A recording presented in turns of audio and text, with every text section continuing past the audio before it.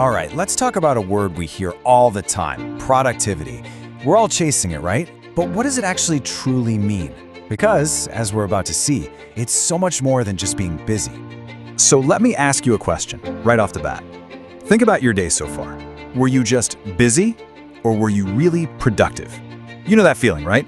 You run around all day, you're completely exhausted by the end of it, but you look back and wonder, what did I actually get done? That's the exact difference we're diving into. And this really nails it.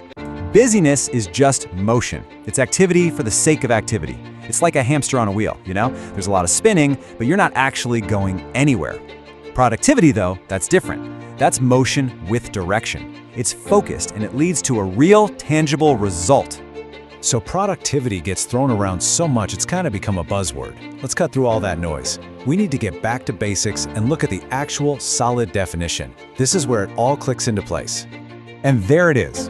Now, it sounds a little academic, I know, but zero in on that one key word: efficiency.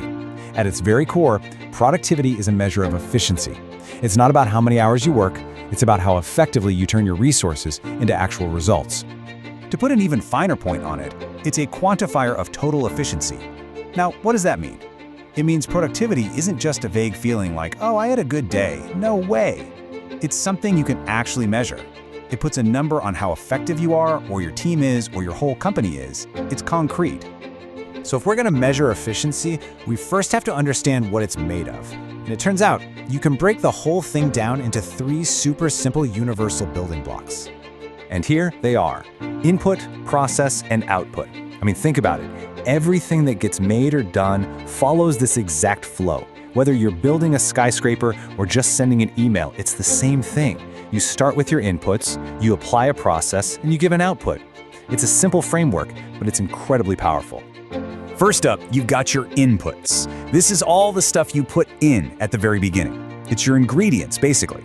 We're talking about your time, your energy, any money you spend, the materials you use, heck, even the knowledge that's in your head. It's everything you pour into the system.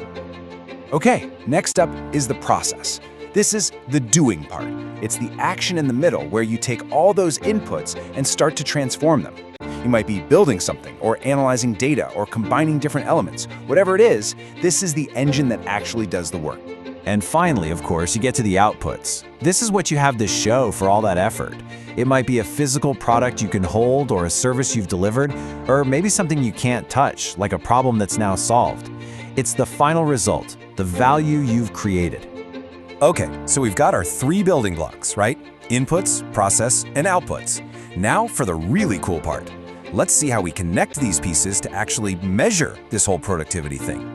And here it is. The formula is beautifully simple. Productivity equals your outputs divided by your inputs. That's it. But the most important thing to get here is that it's a ratio. The goal isn't just to make more stuff. That's just increasing output. The real goal is to improve the relationship between what you get out and what you have to put in. This chart just makes it crystal clear. Take a look at Company A. They're using a tiny little input and getting a massive output. Their productivity ratio is through the roof. Now look at Company B.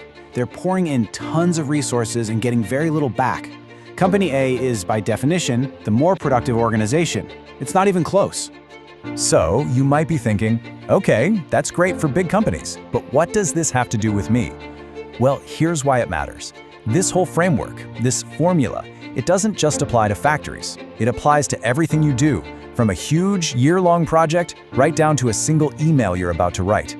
And this right here is the biggest takeaway of all. If you want to be more productive, the answer is almost never just work harder.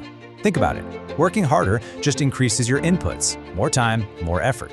That can actually make your productivity ratio go down. The real secret is to build better systems, things that let you get the same output, or maybe even more, for less input.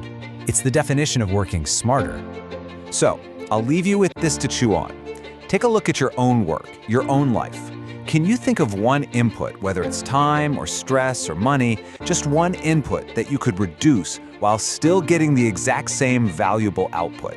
The answer to that question, well, that's your first real step toward true productivity.